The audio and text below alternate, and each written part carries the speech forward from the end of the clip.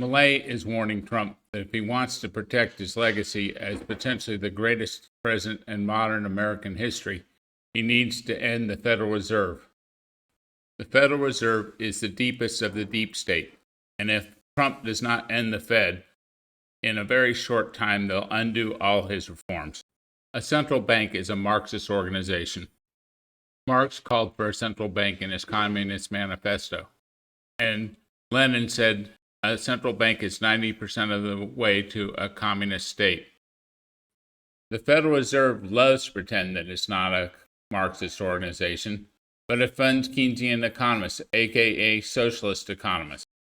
As Javier Milei points out in this clip, Keynes was a socialist scum.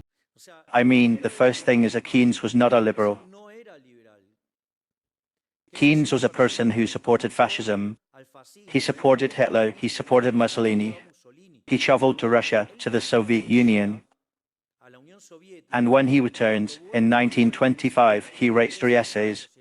In one of them, which is about the Soviet Union, he says that the system they implemented is the ideal. The only problem he saw with that system is that it had been applied with the violence of the Jews, with which the others were anti-Semitic. Clearly, he was a supporter of these totalitarian systems. Look at this phrase, which is in the prologue and the preface of the edition in German. He says, however, the theory of the product, in its entirety, which this book would try to offer, is by far more easily adaptable to the conditions of a totalitarian state than the theory of the production and distribution of the product given under the conditions of free competition and in good measure of laissez-faire. That is, it is a book written in favor of the totalitarians. So we see Keynes was a fan of the Soviet Union. Dishonest money always leads to dishonest government, as every Bitcoiner knows. It's not necessary to have a central bank to have dishonest money. It's just a way of obscuring the dishonesty. Legal tender laws, by definition, allow dishonest money. The first legal tender laws, which were passed under President Lincoln, were declared unconstitutional. Because legal tender laws allow dishonest money, one of the first things Milei did was to introduce currency competition. Second, the central bank.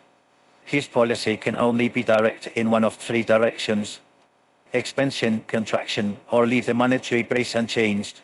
Any of these pass distort relative prices, which are the only indicators to operate in the market. So a loss is stimulated that inevitably negatively affects salaries and incomes in real terms. For this reason, it is essential to eliminate the central bank, allowing people to reveal their preference in terms of the monetary asset, as has been suggested once and again by the Nobel Prize Friedrich Hayek, among others. So it's clear that the Federal Reserve is a Marxist institution, but perhaps it's doing a good job. Let's take a look at its performance. The Federal Reserve was created in 1913, and one of its major objectives was price stability. Let's look and see how it did. In 1913, the year that the Federal Reserve was created, the price of gold was $20.67. The price of gold today is $2,937. That equates to a 99.3% depreciation. In other words, it's completely failed. And we know from Milton Friedman and others, inflation is everywhere and always a monetary phenomenon. This means that the Fed had to increase the money supply by 142% above the growth rate since it was created. Where did all this money go? For a clue, look at all the billionaires who do nothing who are on Wall Street. For instance, Jamie Dimon. Look at all the corrupt politicians who become multimillionaires on nominal salaries of $150,000 a year, i.e. Nancy Pelosi, among others. This is called the Cantillon effect. Those who are closest to the money printer get free money and become rich, and the rest of us become poor at their expense. They've stolen the wealth of the American people. They've hollowed out the middle class. They've failed miserably. Exactly what you'd expect from a Marxist socialist institution. Another goal of creating the Federal Reserve was it was supposed to keep us from having bank runs and financial panics. Let's take a look and see how it did. Almost immediately upon creating the Federal Reserve, we had the Great Depression, about 15 years later. And according to Milton Friedman, the Federal Reserve made the Great Depression worse and made it last longer. Of course, the socialist policies of FDR and Hoover didn't help any either. Then we had the stagflation of the 1970s, and then we had the 2008 financial crisis, in which the Fed was hailed as a savior, but in fact, when we look closer, we see that they created trillions upon trillions of dollars and gave it away to foreign corporations, while ordinary Americans were allowed to fail and the big banks were allowed to foreclose on their properties. I would even suggest that the 2008 crisis was purposely manufactured by the Fed and the socialists in order to hollow out the American middle class. Here are some interesting clips on point. Mr. Provenza, you've mentioned several times today in your testimony the importance of transparency. Can you explain why that's important? I think the committee has talked about that several times, that it wants to see a strategy for how money's being spent and understand how it's being spent and have reporting back from institutions that it's being used for the purposes desired, and so in order to give assurances to Congress and American taxpayers that it's being used for the appropriate purposes, we want greater transparency and accountability. Is it fair to say that when hundreds of billions of dollars of the taxpayers' money is being spent, the taxpayers have a right to know how? Yes. Mr. Cohn, how much has the balance sheet of the Federal Reserve increased since September 1? It's increased from around $800 billion to about $2 trillion. And what was that money spent on? That money was lent. It was lent to banks, investment banks. It was spent on lending through the commercial paper market, and it was lent to foreign central banks that lent dollars to their banks to take pressure off the U.S. dollar market. So it wasn't spent; it was lent. Which institutions received it, and how much for each institution? I don't know which specific institutions received it, but by categories of institutions, that's captured in our balance sheet that we publish each week. But we would like that in writing, Mr. Cohn, for the hearing record. Okay. I'm sorry, what in writing, Mr. Chairman? The answer that you didn't have right off the top of your head to that question. Okay. But I think I would, you're going to hold a hearing on this, Mr. Chairman, and I think I would be very, very hesitant to give the names of individual institutions. In fact, I think it would be a very bad idea because I think it would undermine the utility of the facilities that we're giving. But I think we should say more about the categories of institutions. Mr. Cohn, you just said that $1.2 trillion has been lent or spent, as the case may be. That's $4,000 for every man, woman, and child in this country. Don't Americans have the right to know how you spent that money?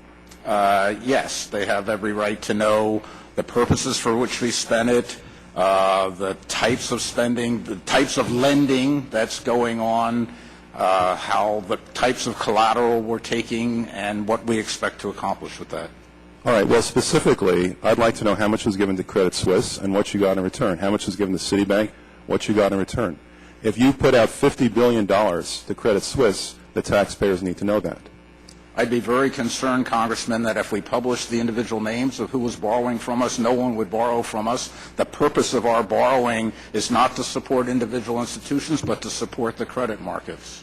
Has that ever happened? Have people ever said, we will not take your $100 billion because people will find out about it? We said we will not publish the names of the borrowers, so we'll have no test of that. Well, what gave you the authority to say that? Isn't that something that we should be deciding, not you? I think you gave us the responsibility in the Federal Reserve Act to oversee the stability of the financial system through our lending facilities, to be the lender of last resort, and we are trying to execute that to the best of our abilities. And you're saying that that entitles you to keep secret the expenditure of $1.2 trillion, $4,000 for every man, woman, and child in this country? I don't think we're keeping it secret. I think we're releasing a lot of information about it, but I would personally, I would personally be very, very reluctant to release the individual names of the borrowers. What do you think might happen if people knew how their $1.2 trillion had been spent? Do you think they might be angry? No, I don't know, obviously. I think that they can judge how the money is spent from how the money is lent from what we're telling them and whether it's having an effect, and I think it's having a positive effect in a number of markets. We've seen the commercial paper market, interbank market, et cetera, so I think it's been effective, but we need to do more. Mr. Carmen, talking about secret payments of $1.2 trillion, I think you need to rethink your approach here. By the way, were these assets marked to market? Some of them were loans. Why not mark these assets to market and let people know the current value of this $1.2 trillion that you've spent? The ones that have market values are marked to market. So how much of them don't have market values? How much of them are worthless? None are worthless. Then why don't you mark them to market? Well, we are marking the ones to market that have market values. All right, my time is up. Thank you. As this article shows, during the great financial crisis, the Federal Reserve created over $16 trillion. By the way, this was off-balance sheet transactions, and they have no idea where this money went. Did you get some of this $16 trillion? Did anyone in your family get this $16 trillion? No, it was for their international banker buddies. The arrogance of the Fed is off the charts, as this next clip shows. Thank you very much, Mr. Chairman. Inspector Coleman, you're the Inspector General for the Federal Reserve, right? Okay. That's correct. Have you done any investigations concerning the Federal Reserve's role in deciding not to save Lehman Brothers, which led to shockwaves that went through the entire financial system? In that particular area, I don't generally comment on specific investigations, but we do not currently have an investigation in that particular area. All right. What about the $1 trillion plus an expansion of the Federal Reserve's balance sheet since last September? Have you conducted any investigations regarding that? Right now we have we call it a review, and the term investigation may have different connotations. So we're actually conducting a fairly high-level review of the various lending facilities collectively, which would include, the TALF, a variety of the different programs that are in process. So we're looking at them at a fairly high level to identify risk. Well, I understand that, but we're talking about events that started unfolding 8 months ago. Have you reached any conclusions about the Fed expanding its balance sheet by over $1 trillion since last September? We have not yet reached any conclusions. Do you know who received that money? We're in the process right now of doing our review, and Right, but you're the Inspector General. My question to you specifically is, do you know who received that $1 trillion plus that the Fed extended and put on its balance sheet since last September? Do you know the identity of the recipients? I do not know. We have not looked at that specific area at this particular point on those reviews. What about Bloomberg's report that there are trillions of dollars in off-balance sheet transactions that the Federal Reserve has entered into since last September? Are you familiar with those off-balance sheet transactions? I think it may be important at this point, too, just to bring up a certain aspect related to our jurisdiction. And just to clarify perhaps some of my earlier comments. We are the Inspector General for the Board of Governors, and we have direct oversight over board programs and operations, and are also able to look at board-delegated functions to the reserve banks, as well as the board's oversight and supervision of the reserve banks. We do not have jurisdiction to directly go out and audit reserve bank activities specifically. Nevertheless, in our lending facilities project, for example, we are looking at the board's oversight over the program, and to the extent that extends out to the Federal Reserve Bank of New York. Well, I have a copy of the Inspector General Act here in front of me, and it says, among other things, that it's your responsibility to conduct and supervise audits and investigations relating to the programs and operations of your agency. That's correct. So I'm asking you if your agency has, in fact, according to Bloomberg, extended $9 trillion in credit, which, by the way, works out to $30,000 to every single man, woman, and child in this country. I'd like to know, if you're not responsible for investigating that, who is? We have responsibility for the Federal Reserve's programs and operations, audits, to conduct audits and investigations in that area.